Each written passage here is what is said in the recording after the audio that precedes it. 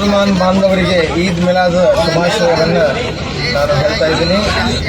ಇಡೀ ದೇಶದ ಅಷ್ಟೇ ಅಲ್ಲ, ದೇಶಾದ್ಯಂತ ಅಷ್ಟೇ ಅಲ್ಲ, ಜಗತ್ತಿನ ತುಂಬನೂ ಕೂಡ ಮುಸ್ಲಿಂ ಬಾಂಧವರು ಇವತ್ತು ಈದ್ ಮಿಲಾದ್ ಹಬ್ಬವನ್ನು ಭಯ ಭಕ್ತಿಯಿಂದ ಆಚರಣೆ ಮಾಡಿ ದೇವರ ಪ್ರಾರ್ಥನೆಯನ್ನು ದಿವಸಕ್ಕೆ 5 ಸಾರಿ ಅವರು ಪ್ರಾರ್ಥನೆಯನ್ನು ಮಾಡಿ ದೇವರ ಕೃಪೆಗೆ ಪಾತ್ರರಾಗ್ತಾರೆ.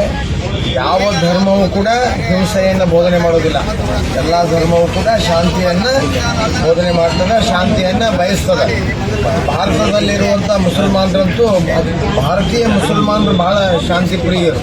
ಮುಂದಾದರೂ ಕೂಡ ಈ ಥರದ ಒಂದು ವ್ಯವಸ್ಥೆಯನ್ನು ಎದುರಿಗೆ ಹಾಕ್ತಾ ಇದ್ದಾರೆ. ಚೌಡಿ ಮುಂದೆ ಪ್ಯಾಲಿಸ್ತಾನ್ ಧ್ವಜನೂ ಹರಿಸ್ತಾರೆ ಅವರು. ಮತ್ತೆ ಇಷ್ಟೆಲ್ಲ